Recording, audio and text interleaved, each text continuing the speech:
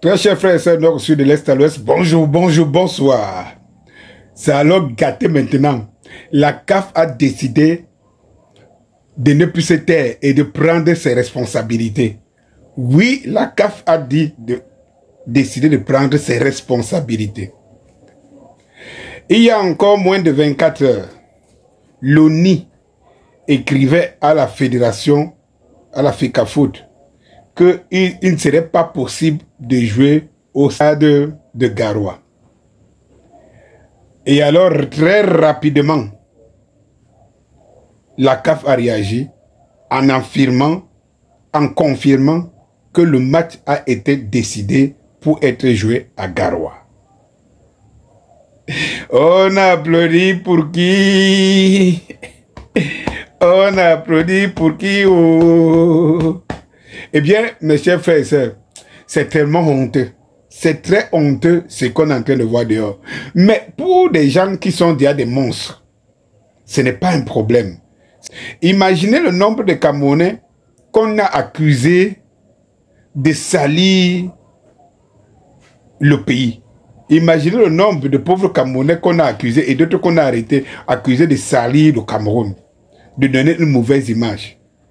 Quand l'État du Cameroun, représenté par le MINFOOT et les hautes instructions, traîne le pays aussi bas, mais ce n'est pas ça qui est un problème. Parce que eux, on sait déjà ce qu'ils sont. Ils sont prêts à tout. Prêts à tout. Mais pour maintenir leur pouvoir, leur hégémonie et leurs intérêts, on les comprend. Mais c'est des Camerounais alors qui les applaudissent, qui souhaitent qu'ils réussissent, qui s'associent à eux parce qu'il faut combattre une seule personne, Samuel Eto'o. Je me demande où est parti le raisonnement. Mais en même temps aussi, je ne m'étonne pas. Parce que dans les sociétés, il y a aussi, vous trouverez toujours des moutons, des brebis galeuses, comme ça. Donc, contre aucun raisonnement, si vous voulez aller vers le raisonnement, vous ne pouvez pas arriver. Eh bien, chers frères et sœurs, il faut que je vous explique ce qui se passe actuellement. Si la CAF prend les décisions, prend des choses à main et dit d'une manière sèche, parce que la CAF aurait dû le faire depuis. Tout comme la FIFA peut le faire depuis. Le problème, c'est que c'est l'État du Cameroun et que par respect, ces structures-là ne veulent pas prendre des décisions qui rabaissent encore autant l'État du Cameroun.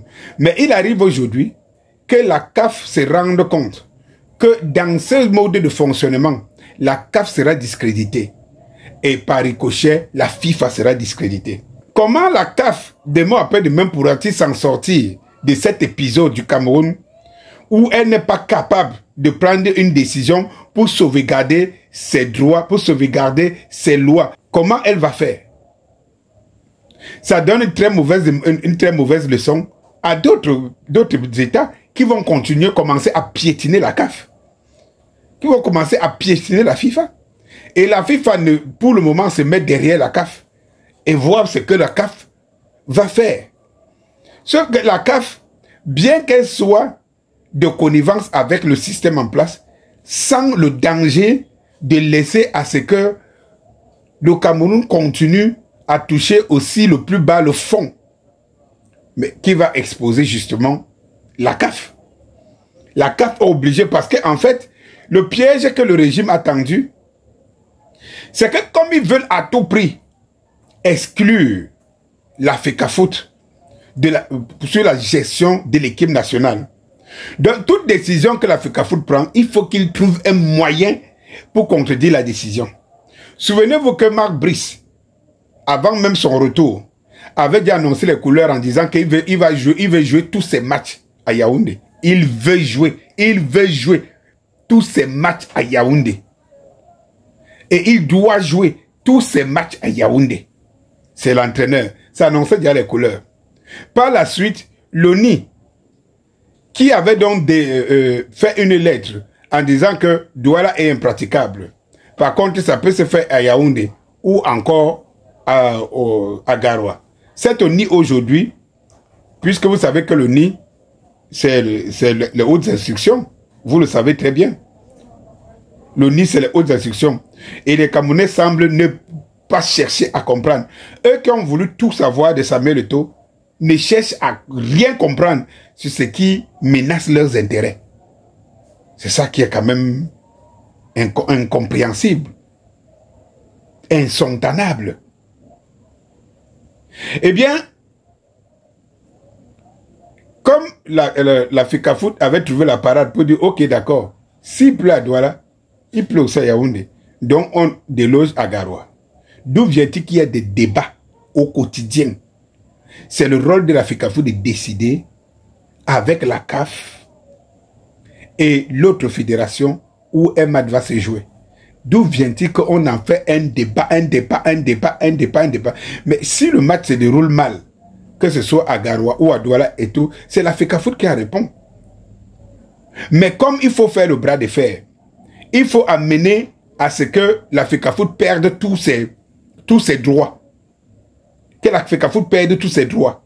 Ils ont décidé que le match doit se jouer dans un terrain où la FECAFOOT n'a pas fait de choix. Voilà. Donc, ils utilisent tous les stratagèmes. Et maintenant, la CAF se rend compte que le jeu qu'elle joue depuis un bon bout de temps va finir par éclabousser la CAF. Souvenez-vous que je vous ai dit dans une vidéo précédente que moi et tout, hein, je ne dis plus rien. Je regarde, j'observe, je laisse la CAF face à ses responsabilités. Je laisse la FIFA face à leurs responsabilités.